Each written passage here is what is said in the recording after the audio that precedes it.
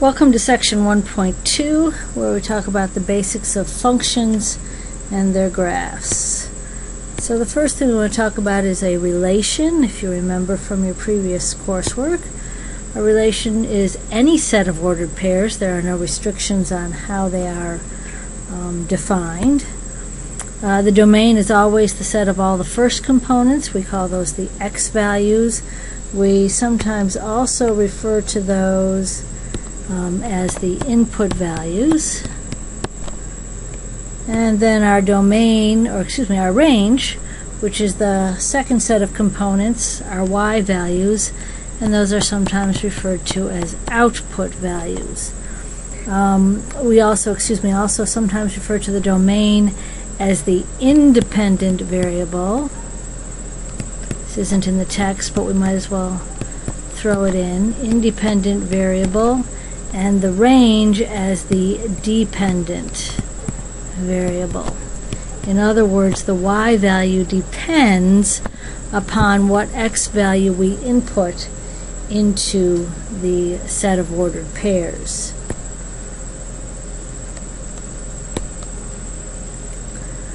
A function, on the other hand, a function is a relation in which each element of the domain corresponds to exactly one element in the range. In other words, for every input value, there is one and only one output value. So a function has to be an equation or a set of ordered pairs in which each x value can only be paired with a particular and unique y value. We can express functions as sets of ordered pairs. In other words, we can just give a list of a bunch of ordered pairs.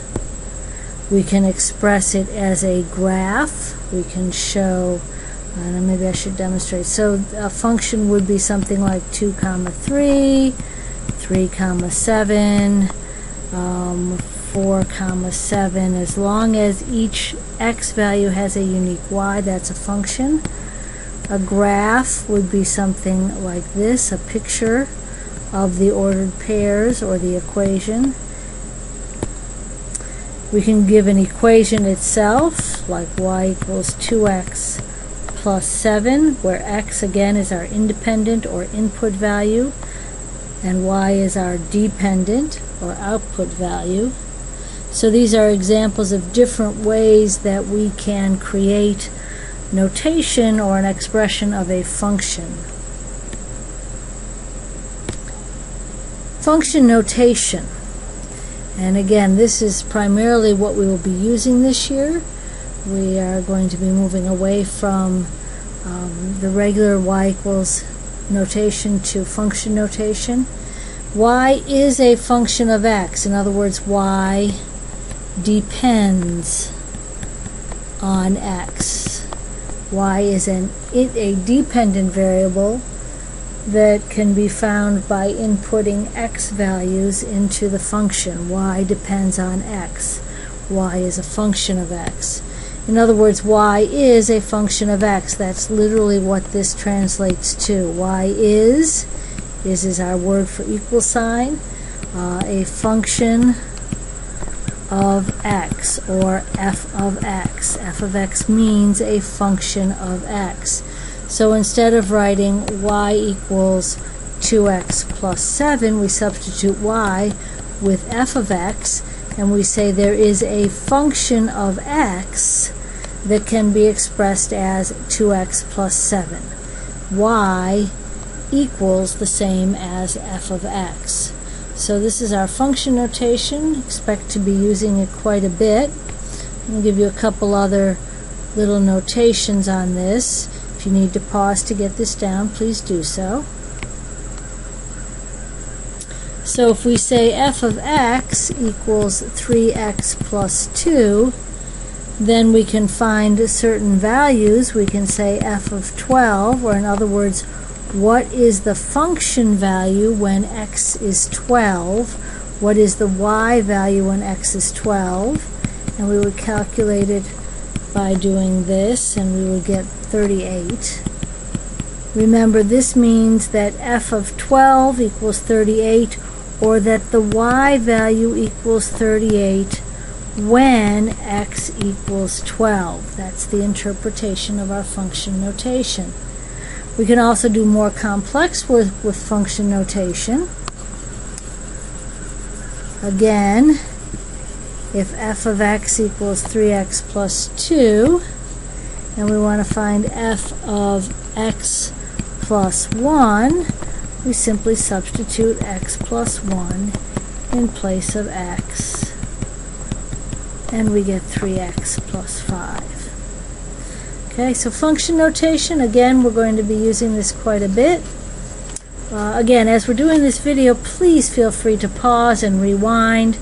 I am not giving the normal stops in the lecture for you to write down notes as I would in class time, so it's up to you to pause the video as needed. The vertical line test. Remember, this is a way to determine whether or not something is a function. So when we have a graph, sorry for the wobbly line, and we have a particular function noted on the graph paper like this, by using vertical lines through the graph, as long as each vertical line only passes through the function one time, we can call this a function. In other words, for every x value, let's say x is 3 here, there is only one position when x is 3 that will allow us to find a point on the graph. Conversely, if I have a graph that looks like this, and a function, I'll try to find the same color, that looks like this, now when I try the vertical line test, when x here equals 1, on this graph, y value can be 2, or it can be -1. In other words, for the x input of 1, there are 2 different y values that can be associated with that x value. So in this case, we pass the vertical line test, and in this case, we fail the vertical line test. So this is a function, and this is not a function. And again, this is primarily review. We'll be doing a little bit more with it during class time. Identifying range and domain from a graph. So if I give you a graph that looks like this, with a closed circle at 1, 2, and then it does something like this, and has an open circle at, let's call this 5 and 4. So this is the order pair 1, 2. This is 5, 4. The domain, we would say that x goes from 1 and can equal 1 and less than 5. You notice that I keep the just less than symbol on the right hand side because in this case 5 is not part of the domain. The range in this case would be that y is greater than or equal to 2 but less than 4. Now, this is the way we're familiar with identifying range and domain from a graph, and this is how we're used to writing range and domain. In this particular textbook, we have some different notations that we are going to look at. The first is called set builder notation because it uses a set notation. You saw this some in your pre-test that we worked on in class the other day.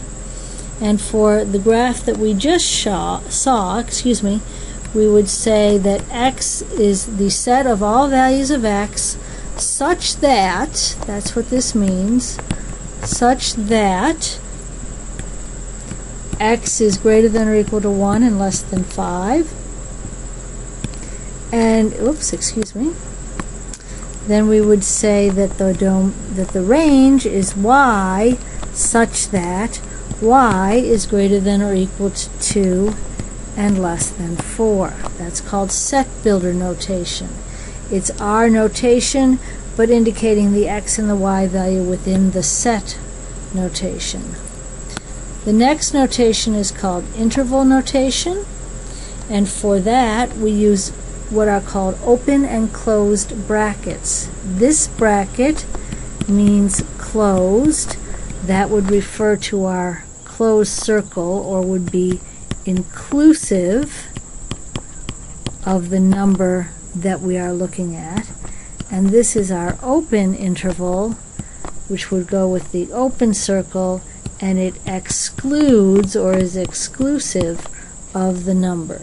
So again, for the example we've been using, my domain would be the interval, closed interval, to the open interval of 5. So 1, including 1, closed interval, up to 5, but not including 5.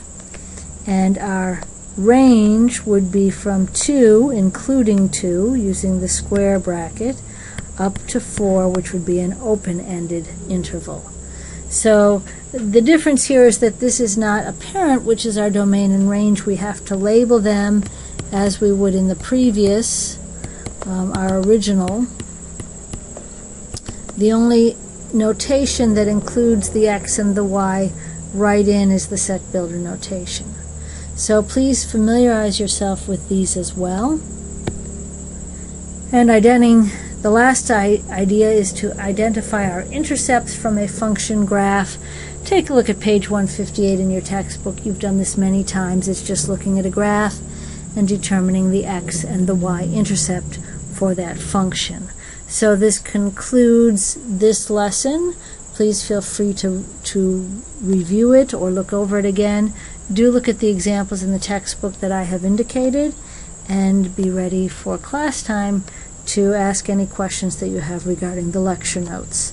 Please bring your lecture notes to class. This is part of your homework grade this year, and I look forward to seeing you all the next class. Thanks a lot.